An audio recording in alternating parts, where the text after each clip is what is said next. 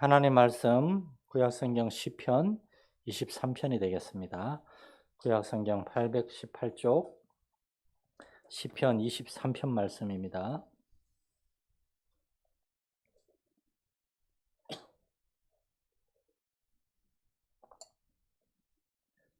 시편 23편 1절에서 6절까지 한 절씩 교독하겠습니다.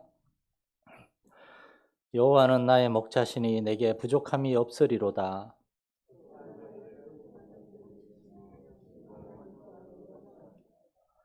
내 영혼을 소생시키시고 자기 이름을 위하여 의의 길로 인도하시는도다.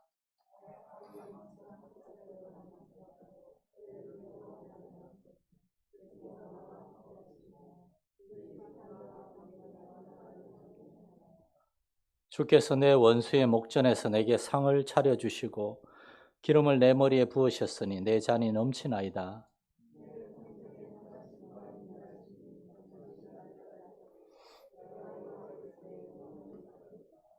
아멘. 광고 말씀 드리겠습니다. 11월 셋째 주일은 추수감사주일입니다. 그리고 오늘 예배 마치고 우리 김경수 집사님 농장에서 한 달 좀 전에 보니까 감이 엄청나게 많이 달렸던데 감을 따서 성도들하고 나누겠다고 가져오셨습니다. 가실 때 한 봉지씩 꼭 가져가 주시면 감사하겠습니다. 섬겨주신 집사님 가정에 감사를 드립니다. 할렐루야. 날이 확 추워졌는데 아주 옷들도 두둑하게 입으시고 예배 열심을 내주셔서 감사드립니다. 오늘 시편 23편을 함께 볼 텐데 시편 23편 150개의 시편들 중에 가장 많이 알려진 그러한 시편입니다. 교회와 성도들에게 가장 많이 사랑받고 가장 많이 노래로 불려진 시편 23편. 많은 성도들이 23편을 이렇게 좋아하는 이유는 23편이 여러 다양한 상황에 처한 성도들에게 위로가 되고 격려가 되고 소망과 용기를 주는 그런 말씀이기 때문입니다. 그래서 시편 23편은 참 놀라운데 기쁜 일이 있고 감사할 때 그때도 사람들이 막 신이 나서 시편 23편을 부릅니다. 시편 23편 노래 중에 아주 흥겨운 노래도 있어요. 그런데 제가 어릴 때 이제 성가대를 할 때 시편 23편 노래한 적이 있는데 그 노래는 되게 장중하고 무겁더라고요. 이렇게 뭔가 삶이 어렵고 힘들 때 많이 속상하고 꽉 묶여있는 그러한 상황 가운데서도 시편 23편을 읽고 묵상하면서 하나님 앞에 울면서 기도하면서 여호와는 나의 목자십니다. 그렇게 기도할 때 하나님의 위로와 회복을 경험할 수도 있습니다. 이토록 다양한 정반대의 상황에서도 시편 23편은 많은 사람들에게 사랑을 받고 있습니다. 그래서 우리는 궁금한 게 있는데 정말 다윗은 표제에는 다윗의 시라고만 되어 있는 23편에 이 다윗은 어떤 상황에서 언제 이 시를 썼을까 하는 겁니다. 그게 궁금합니까? 그냥 읽고 은혜 받으면 되죠 싶지만은 다윗이 어떤 상황에서 이러한 시를 썼는지 알면은 그렇구나. 물론 기쁘고 즐거울 때도 좋지만 특별히 우리도 다윗과 같은 그러한 상황을 만났을 때 아마 시편 23편을 더 그 다윗의 마음을 생각하면서 읽고 이 시편으로 기도하고 그렇게 할 때 우리가 더 큰 위로를 받고 힘을 얻을 수 있을 것이다. 그렇게 생각을 하게 됩니다. 그래서 이 시편 23편을 제가 이번 주에 운동할 때 시편 23편을 반복해서 이게 쭉 읽는데 1분 정도 걸리더라고요. 한 100번을 들었습니다. 100번을 들으면서 다윗이 어떤 상황에 이 시를 썼을까. 그리고 이 시편 23편에 대한 많은 이렇게 자료들을 살펴보면서 이 시의 배경에 대한 두 가지 의견들이 있다는 것을 보게 됐습니다. 첫 번째 의견은 다윗이 노년에 나이 많아서 이제 죽음을 얼마 앞에 두고 자신의 파란만장한 삶을 돌아보면서 이제 세상에 대한 미련을 다 내려놓고 이제 곧 자기가 들어가게 될 영원한 하나님의 집, 바로 여호와의 집에 대한 소망을 가지고 이 시를 지었다고 보는 겁니다. 마지막 두 구절을 보면은 그런 인상이 강하게 드러나 있습니다. 5, 6절에 보면 주께서 내 원수의 목전에서 내게 상을 차려주셨다고. 이 상이 무슨 상인가 하면 이제 제사상이라 이거예요, 이제. 어떤 해석이 아주 정확하게 그냥 다윗이 이제 하나님 앞에서 일평생 쫓겨다니고 고생이 많았어요. 그러나 마지막 순간에 그가 하나님 앞에 큰 상을 받고 그리고 이제 여호와의 집에 영원히 살 것이다. 실제로 한국교회 초창기 때 한국교회 목사님들이 임종을 앞둔 성도들을 방문을 해가지고 시편 23편을 많이 읽어줬다 그럽니다. 그리고 제가 옛날에 한번 해드린 얘기가 있죠. 그 한국교회 역사에 아주 유명한 사건이 있다고. 어떤 시골교회 구역예배 때 그날 목사님이 이제 전도사님인지 일이 있어서 못 가게 돼가지고 그 동네 구역장이 인도를 하는데 설교를 한 번도 안 해본 분이 시편 23편 제일 잘하는 걸 성도 읽어주고 함께 대충 넘어가려고 읽는데 한글이 약한 분이 여호와는 나의 목자신이라고 읽어야 되는데 여호와는 나의 목자르신이라고 읽어가지고 성도들이 깜짝 놀랐는데 그분도 놀라서 한참 있다가 그렇습니다. 여호와가 나의 목을 자르셔도 나는 하나님을 떠나지 않을 것입니다. 그렇게 했다는. 무슨 말인가 하면은 한국의 초창기 때 이 시가 굉장히 많이 읽혀졌다는 거예요. 그리고 성도들의 안방에 침대에서 잘 보이는 곳에 이게 왠가 하면은 미국이나 이렇게 그런 나라에서 초창기에 아주 험한 시대에 사람들이 밤중에 무슨 일을 만날지 모를 때 밤에 잠자기 전에 시편 23편을 읽고 아이들과 함께 기도하고 우리가 오늘 밤에 무슨 일을 당해도 내일 여호와의 집에서 눈뜨게 해주세요. 내가 여호와의 집에 영원히 살리로다. 그리고 이제 밤에 잠을 청했다 그럽니다. 앞을 내다볼 수 없는 위험한 인생의 길을 목자 되신 하나님께 다 맡기는 겁니다. 이럴 경우에 이제 또 이제 특별히 4절 말씀에 사망이라는 말이 구체적으로 나와요. 내가 사망의 엄침한 골짜기로 다닐지라도 큰 병에 들어서 이렇게 사경을 헤매고 있는 그러한 사람들에게 시편 23편은 큰 위로가 된다는 겁니다. 그런데 이런 해석은 이제 해석이 그치는 거고 가장 일반적으로 받아들여지고 있는 그러한 해석은 이 시편은 다윗이 나이 많아서 죽음을 앞에 두고 있을 때 지은 것이 아니라 하나님의 부르심에 순종해서 아주 위험하고 급박한 도망자의 삶을 살면서 하나님의 참으로 기이할 정도로 놀라운 구원을 경험한 후에 너무 감사하고 감격해서 이 노래를 지어서 불렀다고 그렇게 보는 겁니다. 어떤 학자들은 다윗이 압살롬의 반역을 피해서 요단강을 건너 도망갔다가 압살롬의 반역을 다 제압한 후에 하나님께 이 시를 썼던 것으로 추측하는 분도 있는데 제 경우에는 아닌 것 같아요. 제 경우에는 다윗이 사울을 피해서 젊을 때 광야를 막 도망다닐 때 그 답답하고 힘들 때 광야에서 광야는 어떤 것입니까? 이스라엘의 광야는 그냥 모래사막이 아니에요. 아주 돌산, 날카로운 그냥 깎아지는 듯한 돌산에다가 끝을 알 수 없는 깊은 계곡, 그 계곡 거기는 낮에도 깜깜한 정말 4절에 나오는 사망의 음침한 골짜기들이 수두룩한 그러한 광야에서 사울왕과 그의 3,000명의 군사를 피해 다니면서 하나님의 구원을 경험한 다윗이 이 시를 썼다는 겁니다.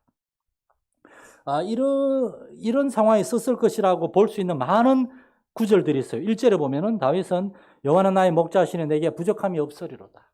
이게 무슨 말입니까? 지금 되게 부족한 거예요. 광야에서 먹을 것, 입을 것, 잠잘 것도 안 좋고 모든 것이 부족한데 그럼에도 불구하고 다윗은 하나님이 나의 목자시니까 하나님이 다 채워주실 줄로 믿습니다. 이렇게 믿고 기도하는 겁니다. 부족함이 많기 때문에 이런 기도를 하는 겁니다. 2절에 보면은 그가 나를 푸른 풀밭에 누이시며 쉴 만한 물가로 인도하실 것입니다. 왜냐? 지금은 전혀 푸른 풀밭도 아니고 쉴 만한 초장도 아니고 지금은 사막에서 동굴에서 어둡고 쾌쾌하고 축축한 그런 곳에서 숨지고 숨어 있어야 되고 너무나도 힘든 4절에 나오는 사망의 엄침한 골짜기와 같은 그런 상황이 다윗이 지금 처해 있는 거예요. 그래서 다윗은 그러한 가운데서도 내가 두려워하지 않을 것입니다라고 더 기도하는 겁니다. 그리고 5절에 주께서 내 원수의 목전에서 내게 상을 차려주시고 사울이 바로 뒤까지 쫓아온 적도 많았거든요. 원수가 다윗을 죽이려고 하는 그러한 위험스러운 그러한 상황에서 다윗은 이 시를 썼다는 겁니다. 그렇다면 구체적으로 이 시는 우리에게 무엇을 가르쳐주고 이것은 우리에게 무엇을 교훈하고 있는가? 첫 번째로 우리는 아무리 어렵고 힘든 상황에서도 질병이든 사망의 큰 슬픔과 고통이든 또는 경제적인 어려움이나 신앙적인 어려움이나 인간관계 어려움이나 사업상의 어려움이나 우리의 삶에 어떤 문제가 있다 하더라도 우리는 하나님 앞에 나아가서 기도하고 찬양할 수 있다는 겁니다. 다윗은 전쟁터, 다윗은 한번 그런 고백을 했잖아요. 나와 죽음 사이는 한 걸음이라고, 한 걸음. 사울한테 붙잡히면 언제든지 죽을 수 있다는 겁니다. 삶과 죽음의 한가운데를 지나는 중에도 다윗은 하나님께 나아가서 기도할 수 있었습니다.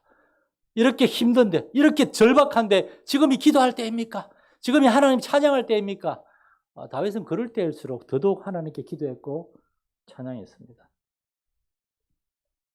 여호와는 나의 목자시니 내게 부족함이 없을 것입니다. 그가 나를 푸른 풀밭에 누이시며 쉴만한 물가로 인도하실 것입니다. 3절은 내 영혼을 소생시키시고 자기 이름을 위하여 의의 길로 인도하실 것입니다. 다윗의 믿음이에요. 현실은 그렇지 않지만 그렇게 믿는 거예요. 여러분 이것이 얼마나 위대한 일이고 얼마나 힘든 일인지 우리는 잘 아실 것입니다. 어렵고 힘들 때 우리의 감정과 우리의 정서, 우리의 마음은 영향을 받습니다. 신경질적이 되고 말도 거칠어지고 마음의 여유가 없어지고 빨리 달리는 말은 요거밖에 못 본다고 그러잖아요. 천천히 여유 있게 달릴 때 주변에 다 볼 수 있는데 너무 급박하면 막 빨리 달리면서 자기밖에 모르는 거예요. 다른 사람을 돌아볼 생각을 못 하는 거예요. 목회자인 저도 그런 경험을 많이 했습니다. 어렵고 답답하고 속상하고 분노와 불평과 불만, 원망이 내 마음을 사로잡고 나를 지배하고 있을 때는 너무나 사소한 것도 잊어버리고 놓치고 그렇게 되는 겁니다. 영국의 역사상 가장 천재였다고 하는 존 뉴턴이라는 사람이 있습니다. 존 뉴턴이 아니고 아이작 뉴턴인가요? 사과가 떨어질 때 만유인력의 법칙 발견한 게 존 뉴턴인지 아이작 뉴턴인지 자고 뉴턴은 뉴턴인데 만유인력의 법칙. 그 사람은 역사상 최고의 천재라 그러는데 그 사람이 난로가 앞에 앉아 있으면서 책을 보는데 하인한테 그렇게 얘기했답니다. 여보게 불이 너무 뜨거우니 불 좀 줄여주게. 그러자 그 배움이 없는 하인이 선생님 의자를 조금만 뒤로 물리시죠. 그렇군. 미안하네. 뭐 사소한 얘기긴 하지만 뭔가 집중해야 했고 우리가 쫓길 때는 전체를 보지 못하는 겁니다. 다윗은 그러한 삶을 살았습니다. 다윗은 광야에서 언제나 부족했어요. 모든 것이 부족했어요. 물도 먹을 것도 잠잘 것도 그리고 부하들도 자신을 따르는 사람들도 다윗에게 언제나 충성했던 것은 아닙니다. 한 번은 도둑들에게 가족을 다 잃었을 때 다윗의 부하들은 다윗을 돌로 치려고 했습니다. 그때 다윗은 하나님 모르겠습니다. 나 다 치우겠습니다. 내가 무슨 왕입니까? 나 그냥 저 아무도 없는 곳에 가서 그냥 양이나 치렵니다. 그러지 않았습니다. 다윗은 여호와를 힘입어 용기를 얻었다 그렇게 되어 있습니다.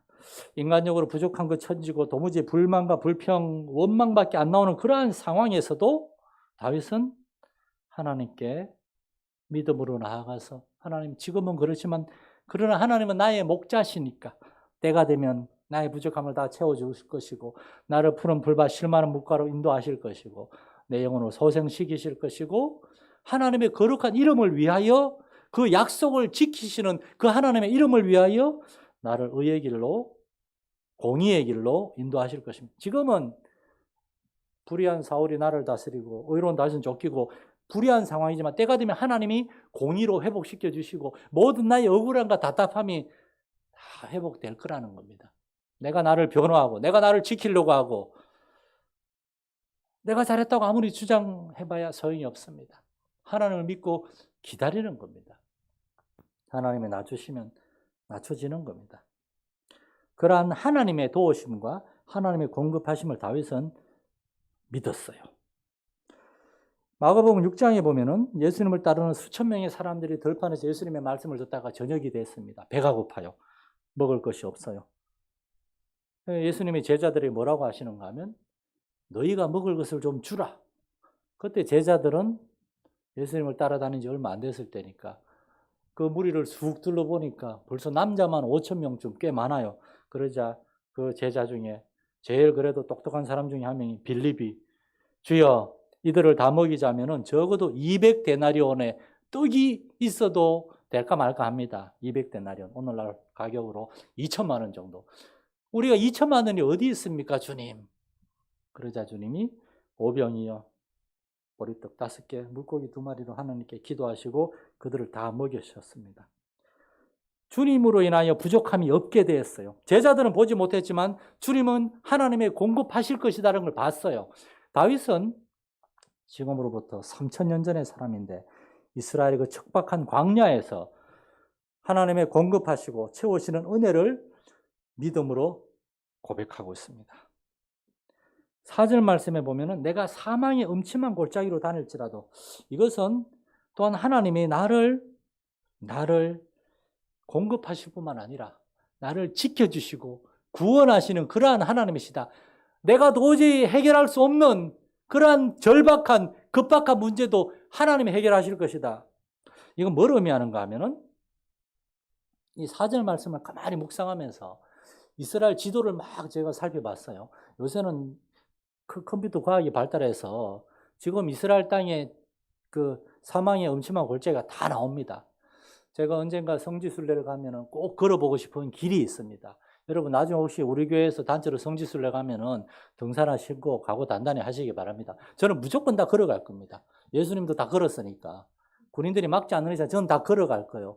우리 직원사님도 이렇게 무릎 보대하시고. 전 여리고에서 예루살렘까지 한번 올라가 보고 싶어요. 잘 감이 안 오시는 것 같은데 예루살렘은 해발 900m 시온산 위에 있는 성입니다. 여리고는 해저 300m입니다. 그러니까 땅속 300m에서 땅 위에 900m까지 1200m를 올라가는 거예요. 올라가면서 예수님이 그 길로 올라가셨거든요. 예수님이 요한복음 17장에 보면 요한복음 19장에 보면 여리고에 오셨다. 요한복음이 아니고 누가복음 19장에 보면 여리고에 오셨다가 거기서 세리장 삭교를 만나고 그 다음에 여리고에서 예루살렘을 향하여 올라가십니다. 저 위에 성을 봐. 예수님 어떤 마음으로 올라왔을까? 그걸 꼭 올라가 보고 싶어요. 그런데 그 여리고 내려가는 골짜기가 그렇게 험하답니다. 선한 사마리아인의 비유에 그 강도 만난 사람이 그 예루살렘에서 여리고로 내려가다 거기서 강도를 만났거든요. 지금은 군인들이 많이 있어서 안전하다니까 여러분 안심하시기 바랍니다. 사망의 음침한 골짜기라는 뭘 의미하는가 하면은 목자가 양들을 몰고 가는데 양 한 마리가 꼭 그런 양이 있잖아요. 호기심 많은 양. 가지 말라 그러는데 꼭 한번 올라가 봐야 직성이 풀리는 양. 꼭 저 같은 양이 있잖아요. 무리를 잃고 길을 가다가 그만 저 밑에 골짜기까지 내려갔어요. 양은 목이 두꺼워가지고 고개를 들 수 없다 그럽니다.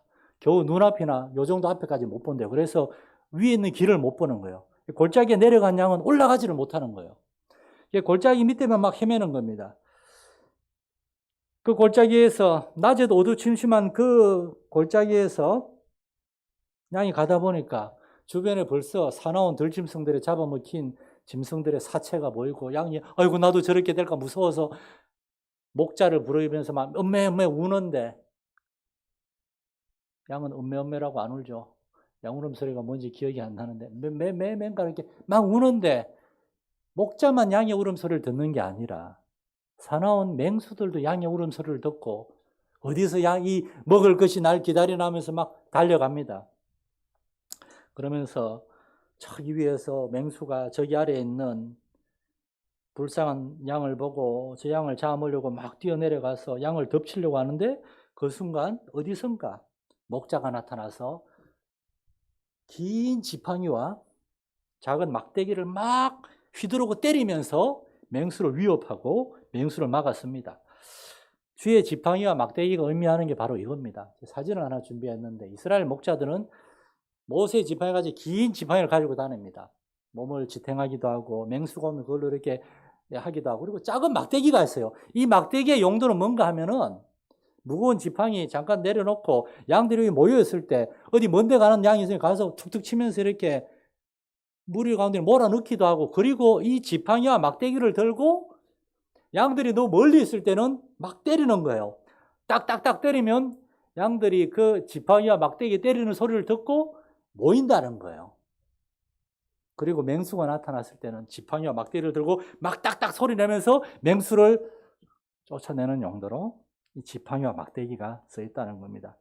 지팡이를 의미하는 히브리어는 긴 장대라는 뜻이고, 막대기를 의미하는 히브리어는 작은 나무 가지라는 뜻입니다. 이것이 바로 주의 지팡이와 막대기. 이 목자는 이 번거로운 거를, 막대기를 허리춤에 차고 지팡이를 언제나 들고 다니면서 양들을 모으고 양들을 보호하는데, 목자는 선한 목자니까, 양들을 지키고자 하는 목자니까, 다윗은 자신이 목자로서 살 때 양들을 그렇게 지켰어요. 맹수가 왔을 때 도망가지 않았어요. 이 소년 다윗은 지팡이와 막대기를 들고 맹수와 싸웠어요. 그래서 그는 주님은 참된 목자시기 때문에 사망의 내 음침한 골짜기에 내가 다닐 때도 반드시 나를 지키실 것이다.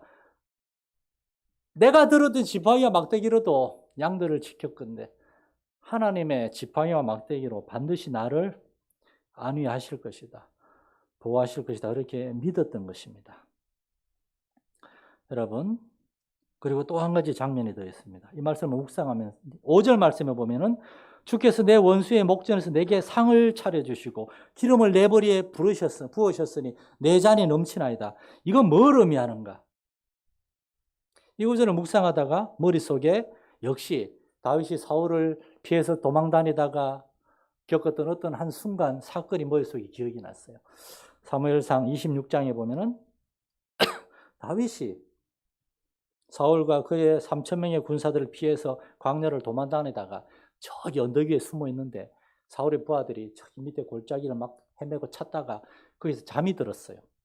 다윗이 밑에서 보니까 사울이 3,000명 군사들 한가운데서 잠을 자고 있는 겁니다. 다윗이 부하 몇 명하고 내려갔어요. 그리고 사울의 옆에서 사울의 창과 물병을 몰래 가지고 왔어요. 그리고 그 다음날 아침에 다윗은 맞은편 언덕에서, 제 핸드폰 아니죠? 맞은편 언덕에서 저 밑에 있는 사울과 그의 호위병들에게 호통을 칩니다. 사울에게 호통을 치지 않고 다윗이 사울 옆에 있는 호위병에게 호통을 칩니다. 네가 왕의 호위병인데 어떻게 왕의 생명을 지키지 못했느냐? 간밤에 누군가 왕의 창과 물병을 가져갔다. 그래서 사울이 벌떡 일어나서 보니까 자기 창과 물병이 없는데 그걸 저 위에 다윗이 들고 있는 겁니다. 다윗이 얘기하고자 하는 바는 내가 당신을 죽일 수도 있었는데 나는 그러지 않았다는 겁니다. 그러자 사울이 다윗에게 내 아들아 미안하다. 너는 참 선하구나. 나는 너를 죽이려고 했는데 너는 나를 살려주었구나. 그런 말을 하죠. 그 장면을 한번 상상해 보세요. 사울왕이 군사 3,000명을 데리고 다윗을 죽이려고 쫓아가는데 하나님이 그들의 눈을 막으시고 다윗을 숨겨주셨어요. 그리고 오히려 사울이 잠자고 있을 때 다윗이 칼을 들고 사울의 앞을 지나갈 정도로 사울을 깜짝 놀라게 하셨습니다. 이게 뭘 의미하는 겁니까? 다윗의 원수가 막 사울이 다윗을 죽이려고 쫓아오는데 하나님께서 다윗 앞에서 다윗아 너는 안심하고 자, 밥 먹어라. 이 기름하고 고기하고 해서 맛있게 먹어라. 포도주를 채워주시고 원수의 목전에서 다윗이 두려워하지 않고 편안한 가운데 음식을 먹을 수 있을 정도로 하나님이 다윗을 철저하게 지켜주셨다는 겁니다. 실제로는 다윗이 그러지 못했겠죠. 얼마나 두렵고 답답하고 힘들었겠습니까? 그러나 다윗은 자신의 부하들에게 하나님이 함께 하신다고, 하나님 우리를 지켜주실 것이기 때문에 우리는 안심하고 밥을 먹을 수 있고 때가 되면 반드시 하나님께서 우리를 구원하실 것이라고 6절 말씀에 우리의 평생의 선하심, 이 선하심이란 말은 사실은 그냥 있는 그대로 말하면 굿너스, 좋은 일과 러브, 하나님의 사랑이 반드시 우리를 따를 것이라고, 우리가 하나님께 붙어 있으면 우리 인생에 하나님이 허락하시는 좋은 일이 그리고 하나님의 사랑이 반드시 나타날 거라는 겁니다. 이 고백은 로마서 8장 28절에 우리가 알거니와 하나님을 사랑하는 자 곧 그의 뜻대로 부르심을 입은 자들에게는 모든 것이 합력하여 선을 이루느니라. 이 말씀하고 똑같은 거 아닙니까? 우리가 하나님을 사랑하고 하나님께 순종하면은 목자 되시는 하나님이 지금 우리의 부족한 것도 반드시 채워주실 것이고, 지금 우리가 해결할 수 없는 그러한 일들도 우리는 절대 해결할 수 없죠. 다윗은 결코 사울을 이길 수가 없었습니다. 대적해서도 안 되었고 하나님의 뜻이 아니었으니까. 다윗은 도망 다니는 것밖에 할 수 있는 게 없었어요. 얼마나 답답하고 비굴하고 그렇게 했어요.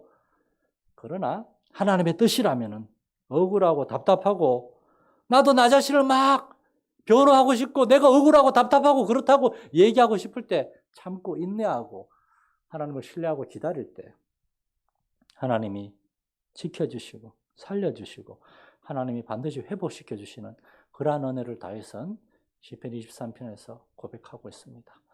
우리 성도들 한 사람 한 사람이 이러한 목자 되신 하나님을 알게 되고 그 하나님의 지팡이와 막대기의 안위하심을 경험하고 하나님 마침내 우리를 구원하시는 그런 은혜를 경험할 수 있기를 축원합니다.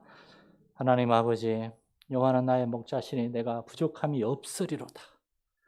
내 평생에 하나님 허락하신 좋은 일과 하나님의 귀한 사랑이 나와 함께할 것이라고, 이러한 다윗의 믿음이 우리에게도 있게 하시고 우리의 믿음대로 하나님께서 우리 성도들 한 사람 한 사람의 삶 가운데 함께 하시고 우리의 믿음의 여정 가운데 함께 하시고 우리 교회 가운데 함께하여 주옵소서. 우리 주 예수님의 이름으로 기도드립니다. 아멘. 하늘에 계신 우리 아버지, 아버지의 이름을 거룩하게 하시며 아버지의 나라가 오게 하시며 아버지의 뜻이 하늘에서와 같이 땅에서도 이루어지게 하소서. 오늘 우리에게 일용할 양식을 주시고 우리가 우리에게 잘못한 사람을 용서하여 준 것 같이 우리 죄를 용서하여 주시고 우리를 시험에 빠지지 않게 하시고 악에서 구하소서. 나라와 권능과 영광이 영원히 아버지의 것입니다. 아멘.